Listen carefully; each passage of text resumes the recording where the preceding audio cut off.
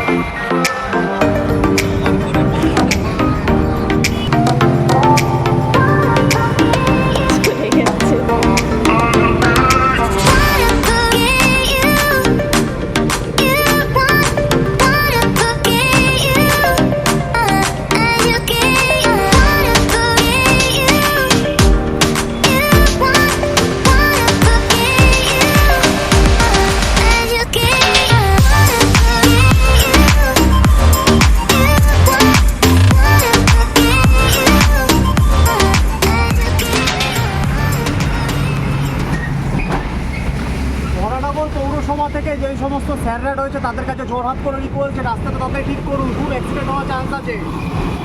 ঢুকলাম ডানলপে, রাস্তা তো দেখলেই যে কি অবস্থাটাই না ছিল। এই ডানলপ থেকে জাস্ট টার্ন নিয়ে, লেফটে টার্ন নিয়ে যাচ্ছি এখন আমরা দক্ষিণেশ্বর। তো চলো।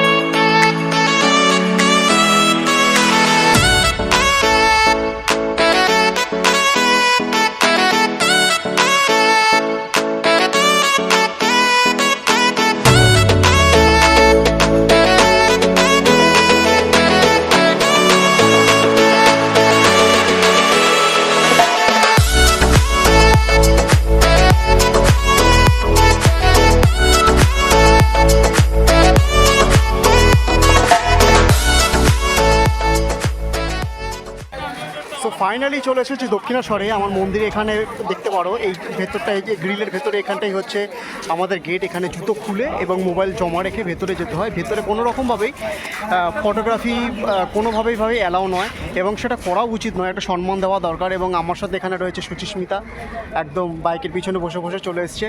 এবং আমার যেটা সবথেকে বেশি যেটা ভালো লাগলো, মানে ভালো লাগলো বলতে, আমাদের দুজনের মধ্যে অনেক দিন ধরে প্ল্যান চলছে যে লং রুটে গিয়ে বা মোটো ব্লগ কিছু একটা করার জন্য। তো ওই ছোটোখাটো আর কি হলো, ঠিক আছে চল বেরিয়ে যাই ছুট করে।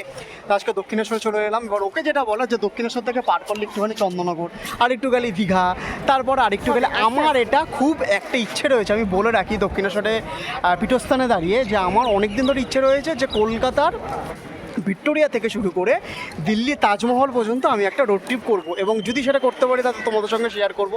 তো চলো এখন মন্দিরের দিকে যাই, সন্দেহ হচ্ছে, বাকি কতক্ষণে কী বলছি।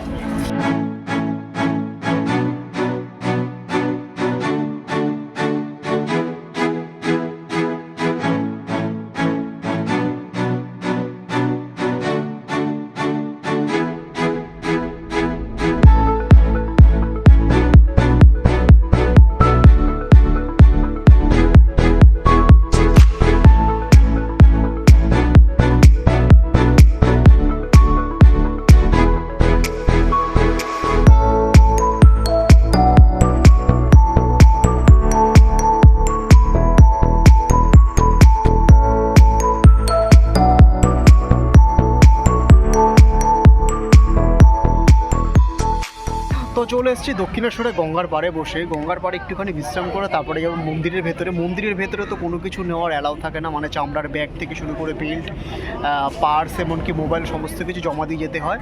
তো গঙ্গার পাড়ে একটুখানি বসে রইলাম, কিন্তু একটা গুমোট গরম আছে। কলকাতা শহরে দুদিন বৃষ্টি হলো ঠিকই, কিন্তু সেই দুদিনের বৃষ্টিতে যে একটা ঠান্ডা ভাব পড়বে বা গুমোট গরমটা কাটবে সেটা কিন্তু হচ্ছে না, যাই না। সেটা মার কি ইচ্ছে, মার ভিটেতে এখন বসে রয়েছি। তো এই সন্ধ্যাটা পড়ুক, সন্ধ্যাটা পড়ার পরে ইচ্ছা আছে মন্দিরের ভেতরে যাব এবং তারপরে দেখি কি করি। তো দক্ষিণেশ্বর মন্দির থেকে ঘোরা কমপ্লিট হয়ে গেল, ভেতরে গেলাম, খুব ভালো করে দর্শন করলাম, মার পুজো হলো, সন্ধ্যা হয়ে গেছে, ভিতরে কীর্তন হচ্ছিল। প্রসাদ খাওয়ার ইচ্ছে ছিল, তো সেটা অন্যদিন খাবো, আজকে খাবো না।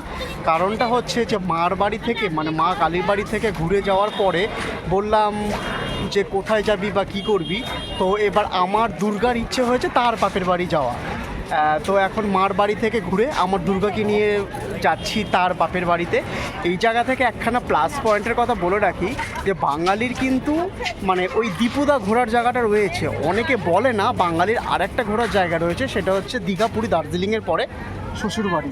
যদি সেই শ্বশুর আমার মতন হয়, মানে জামাই গেলেই হচ্ছে মাটন আনছে, তো বোধহয় আজকে আনবে, তো গিয়ে দেখা যাক, চলো।